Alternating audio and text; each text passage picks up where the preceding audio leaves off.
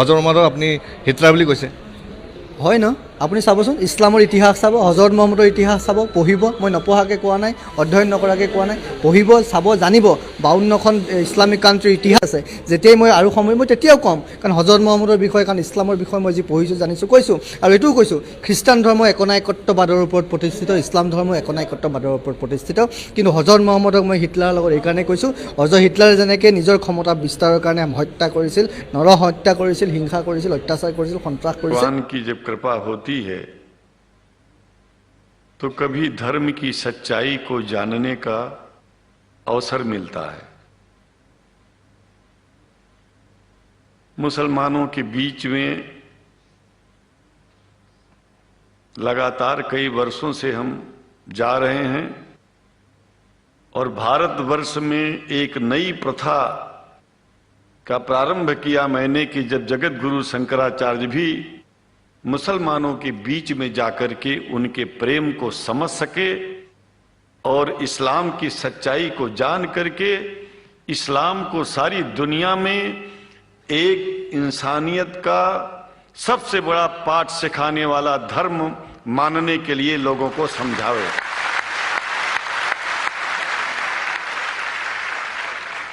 जब लोग इस्लाम को बेदर्द, मुसलमान को बेदर्द, तलवार के जोर पर चलने वाला धर्म बताते हैं, तो अगर शायद धरती में कोई दुखी होता होगा तो सबसे ज्यादा दुख मुझको होता है।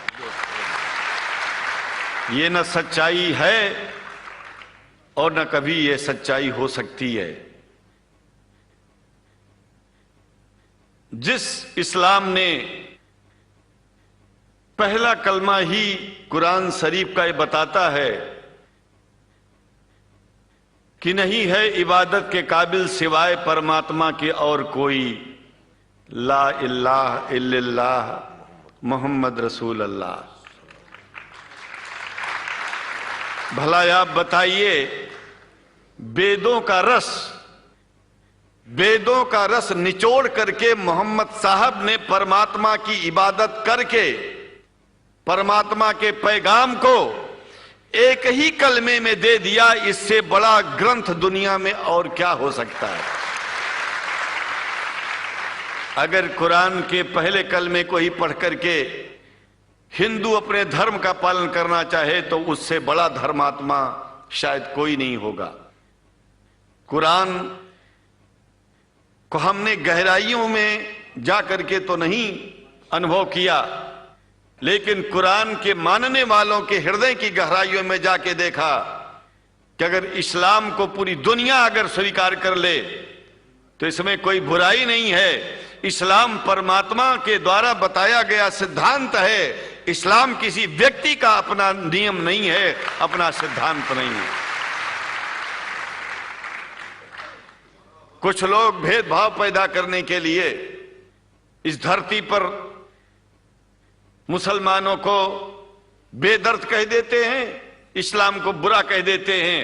मैं कहता हूं उनसे बुरा इस दुनिया में कोई नहीं है। वो शैतान के बच्चे हैं, खुदा के बच्चे नहीं हैं।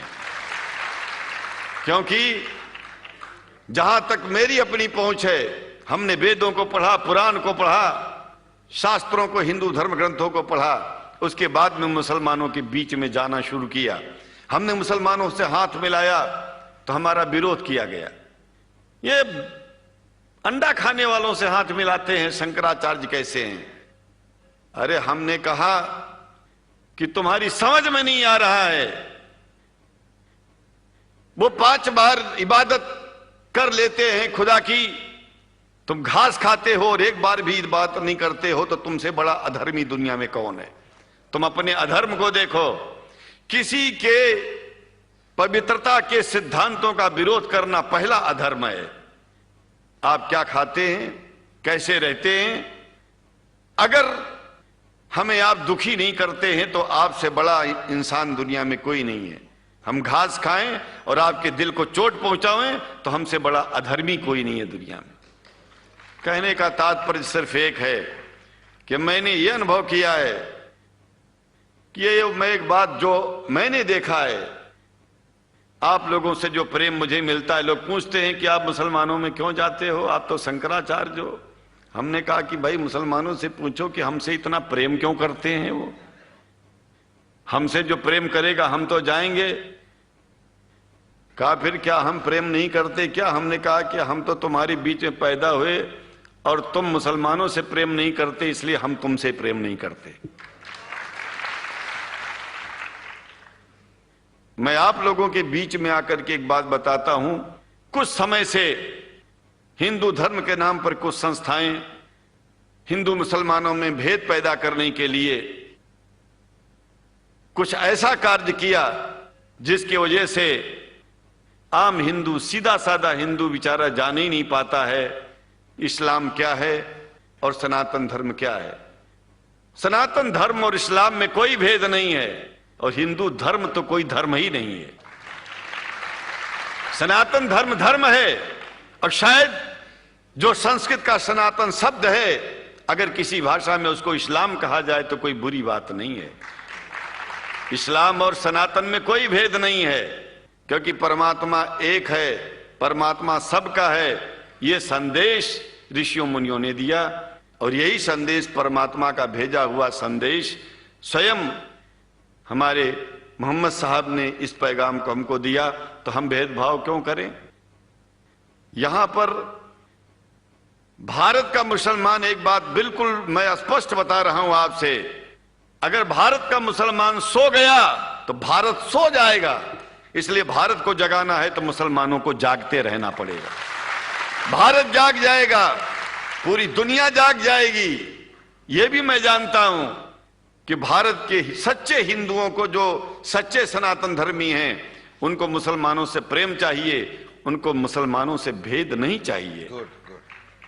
अगर कोई अच्छा हिंदू है, सच्चा हिंदू अपने को कहता है, तो पहले तो सनातन धर्म को मानता हो। अगर हिंदू की परिभाषा सनातन धर्म से हट करके कोई परिभाषा है तो ऐसे हिंदू धर्म को मैं तिलांजलि देता हूं। हिंदू धर्म कुछ नहीं है। फिर हिंदू धर्म वही है जो वेद को माने, पुराण को माने और सनातन को माने। सनातन धर्म धर्म है और उस धर्म को न मान के अपनी एक नई व्यवस्था चलाना शुरू कर दे, इसका मतलब यह है, और नाम भगवान का ले। एक बात और बता देता हूं, भगवान कोई आदमी की तरह नहीं है कि रोज रोज नियम बदलेगा। रोज रोज नियम बदलना आदमियों का काम है। हमारे पूर्व प्रधानमंत्री साहब, मुझे दुख होता है कभी कभी, यद्यपि लोग ये न समझ बैठे कि मैं उनका विरोधी हूं। विरोधी नहीं हूं, लेकिन उनको खुद सनातन धर्म की परिभाषा नहीं आती है। विदेश में जाकर के हिंदू धर्म की गलत परिभाषा कर दी है। और हमको सबको ये दुख हुआ कि किस स्कूल में जाके पढ़े हैं। ये धर्म के बारे में बिना पढ़े हुए धर्म के बारे में बोलना गलत है। पहले धर्म को जान लेना चाहिए, फिर धर्म के बारे में बोलोगे तो प्रेम फैलेगा, शांति फैलेगी, इंसानियत सारे चारों तरफ, चारों दिशाओं में इंसानियत का प्रकाश होगा। और मैं तो कहता हूं कि अगर शंकराचार्य लोग सब मिलकर के इस विचार में स्थित हो जाएं कि सनातन धर्म वो धर्म है जो इस्लाम से अलग नहीं, इस्लाम वो धर्म है जो सनातन से अलग नहीं, और जो भेद पैदा होता है या राजनीति में होता है, साम दाम दंड भेद, ये राजनीति में है, धर्म में नहीं है। धर्म में है एको ब्रह्म द्वितीयो नास्ति, एकमेव द्वितीयम ब्रह्म ला इलाहा इल्लल्लाह। ये धर्म कहता है, ये धर्म की बात है। इसलिए हम भगवान की आराधना करते हैं, उपासना करते हैं। परमात्मा एक है और परमात्मा बार बार नियम नहीं बदलता कि धरती पर इंसान बदलते जा रहे हैं तो परमात्मा अपना नियम बदलता चला जा रहा है। एक बात याद रखिएगा, जब से शुरुआत हुई होगी और जब तक ये दुनिया रहेगी, ईश्वर का सिद्धांत एक था, एक है, एक ही रहेगा। मानने वाले आपस में भेद पैदा करें तो इसमें उसका कोई दोष नहीं है। दोष तो उन लोगों का है जो लोग भेद पैदा करके प्रतिष्ठा पा चाहते हैं। खास करके इतना जान लीजिए, धर्म भेद को मिटाता है और राजनीति भेद को बढ़ाती है। राजनीति का स्तर केवल राष्ट्र की व्यवस्था तक है और धर्म पूरे विश्व के लिए है। राजनीति से केवल आप देश का हित कर सकते हैं, लेकिन अगर विश्व का हित करना चाहते हैं तो धर्म की आवश्यकता है। और वो धर्म कुरान में स्पष्ट रूप से अच्छी तरह से समझाया गया है, बताया गया है। हमें हिंदी की कुरान भी प्राप्त है, उपलब्ध है, आज अंग्रेजी की भी मिल गई है।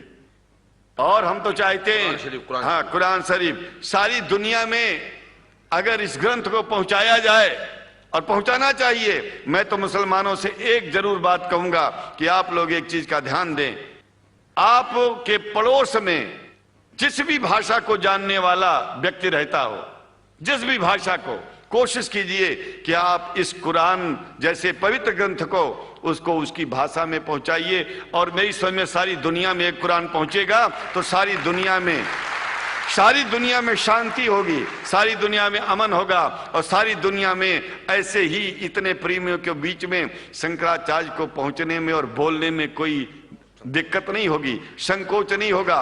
आप लोग भी निडर हो जाइए, आप लोग भी संकोच छोड़िए। हम जानते हैं कभी कभी संकोच में, कभी कभी इस देश के कुछ जो फिरका परस्त लोग हैं उनकी उल्टी सीधी योजनाओं में हम लोग एक दूसरे से मिल नहीं पाते।